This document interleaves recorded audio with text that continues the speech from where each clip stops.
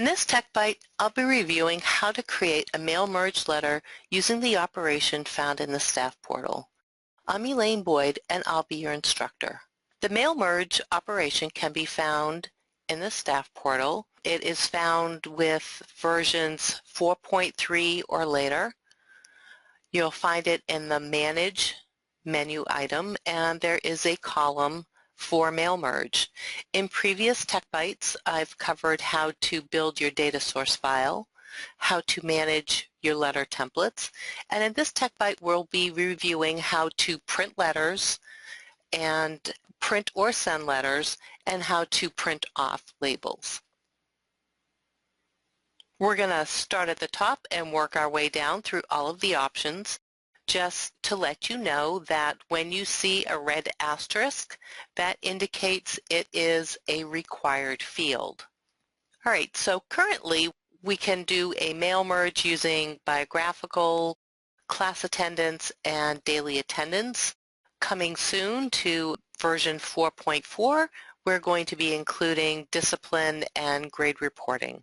So you do have the option of setting a student range and selecting that way who will be receiving the letter, or you can set criteria. Now this criteria will change depending on the template type that you select.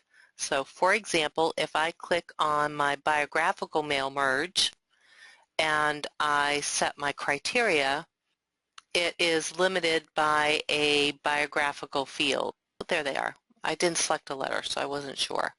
So for example, I could do YOG, and I've got my year of graduation, and I want to generate this letter for those students who have a year of graduation of 2019. So I could have done that through my student range, or I can use a biographical field. Now if I were to select my attendance totals report, and this time I am going to select my letter. I have my attendance first warning letter, and I'm going to set my criteria. It's going to be quite different. For students in my school, if they receive their first warning letter, if they have greater than or equal to 5 absences. I know some schools will pull in times tardy. Mine's very simple with just that. But here are all of my daily attendance codes, and not all of them I want to have MMS look at to pull in for this letter. There's no need to hold down the control button while you're deselecting things. Family field trip, that's a school activity. We're not going to pull those in. Dismissed, I'm not going to use those. Medically excused, present, no. Suspended, no, and tardy, no. So I have it limited to what codes I want to use. I am going to click OK, and we're all set here. Now, because we are sending a letter based on attendance, we do need to select a date. If it was a biographical based letter, we would not have to enter in a starting or ending date. So I'm going to click Always Use Current Date as default, and that's going to set my end date, but I do want this to go back to the first day of school. So I could have typed in 8/3/2015, or you can click on the calendar icon and navigate to the date that way. We are going to select some labels. Labels get uploaded with a template type of label. If you noticed here, you see my mailing labels there. Didn't quite load that initially the correct way first, but when you are managing your templates, there is a template type of label down at the bottom of the list, and you need to upload your labels that way. So I am going to produce some mail merge labels. Only those students that have the attendance threshold of 5 absences or more will have a label generated for them. So this is a way of communicating with the parents, and we need to indicate which parents are going to receive this letter. So if I click on contact type, my database configuration is set for 9 contacts. That is the maximum number of contacts that you can have per student. I do have 2 parent contacts, so rather than run this letter twice, once for each parent, we do have the ability to select the mailing flag. So as long as the contact is set to yes for mailings, a letter will be generated for each contact. Limit 1 letter per family. This would be something sent out to like the whole student population, how to set up the parent portal letter, something like that. You would want to limit it to just 1 per family. Where this is an attendance warning letter, you want each kiddo to get the letter sent home to the parent. So we're going to keep that set to no. We don't want to limit. We have the ability to set up our email settings. So I am going to set that up. So I need to check that box. That's going to let them know that I do want to include emails. We have 2 options here, technically 3. We can only send to students' contacts eligible for email. That means they have, yes, I want to receive mailings, and yes, I want to receive emails. Both of those need to be set to yes. With this option, if a parent doesn't have emails being set to them, then they won't receive this letter at all. The second option is for all selected students. We're going to send an email where we can, otherwise we're going to print out a paper copy. And this last option will print a paper copy as well for email recipients, so that with these 2 checked, emails will go out, but then you will also have a paper copy for all of the students. You are required to enter in an email address. And you do want to put in a subject line. Let's see, we have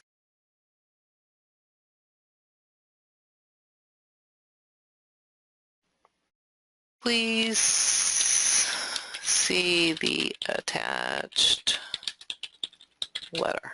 Any of these letters that you email out to the contacts will be as an attachment. So I always like to include something in there so that the parents know that they need to open up the attachment to see the information. We do have the ability to create an email log. This will keep track of all the emails that this letter will be going out to and whether it was successful or not in emailing. If we do want to create the log, it will default to a log name. You can rename that if you want. I am not going to create a log this time. So with that set, I can hit close. This is where you would view previously created email logs. Add tracking information. Now, if you are just sending the parent portal letter information, so information for the parents on how to create their parent portal account, you probably don't need to track that letter, whereas an attendance letter you do want to track. By entering tracking information, if you produce these warning letters once a month or once a week, once a student has already received that letter, he will not receive it again. He or she will not receive it again. That way, you know, you produce the letter once a week, they hit that threshold of 5 absences. Well, you know what, he or she is still going to be at that 5 absences, but they've already received that letter, so you don't really want to include them. I am going to set a tracking number of 1. I don't have any tracking numbers set so far. So I am going to track letters being printed or emailed, and then I am going to limit the mailings to letters not previously printed or emailed. You can clear out those tracking letters if you want. That way it's starting all over again. And then you can add a title. There we go, attendance first warning letter. And then you can view previously viewed titles. And that is a PDF copy of the actual letter sent, and there may be changes made to that because these files are very, very large, and depending on the number of times that you send out these letters, it's really becoming quite the data hog. So there are changes being made to this, but currently if you track the letter, it's the actual letter in a PDF document, and it would be all the students in one document. Before we print, we can save our settings, and we have our new and improved settings option here in the staff portal. I already have an attendance total letter saved. I am just going to resave those settings. So I'm going to click on the blue diskette. So now here, if I were to exit out of this and come back in, hit settings, and recall those settings, I can see here a nice little green check mark saying that the settings have been recalled. I don't have to set this up each time. It's going to be there for me. So for letters where you send often, saving your settings is a huge time saver. All right, now that we have everything all set up, we have our tracking information, our dates are set. Now we're going to generate our letters and emails.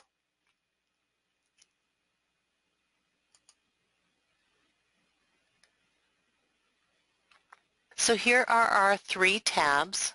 We have our letters. There's 2 students. We have Charles, who had 6 days absent, and if I scroll down to my next letter, I have Nicole, who has 5 days absent. So those are my 2 students that will be receiving the warning letter. I have my emails, and my emails are viewed as a PDF attachment, and it's one, I'm seeing both letters as one PDF, but there is an informational message here in red saying that all email attachments are sent as individual PDF files. So Linda Albino will see just the letter for Charles, as likewise Ms. Gauthier is going to see the letter just for Nicole. And then if I click on my Labels tab, I can see that I have 2 labels that I can print. If I mouse down to the bottom of the screen, I can see my printer settings here, so I can click on the print and then print them out. Likewise, when I click back on the letter tab, if I mouse down in that area, there we go, I can print those letters out. When I close, I have 2 options here. I can close and track. That means if I close and track and I try to generate these letters again, I won't be able to unless I clear out tracking, and that will clear out tracking for everybody that's already been tracked for this letter. Or I can close. Say I found a typo in my letter and I need to fix that before I actually send the letters out. In that case, I would want to close, fix my letter, upload to the template manager, and then come and produce the letters. So when you do close with tracking turned on, MMS will send a warning message to confirm that you have chosen not to track a printed letter, because we do have tracking turned on. So if you do want to track the printed letters, please click cancel and then select close and track. So we are going to do that. So we're back here and I'm going to close and track. So if things are going to get printed, you need to print before you hit close and track. So now if I try to generate this letter, no records are found because those 2 students who qualify have already received the letter, and because I have tracking turned on, it's not going to pull those students up. And that is how you use the print, send letters and labels in the staff portal mail merge.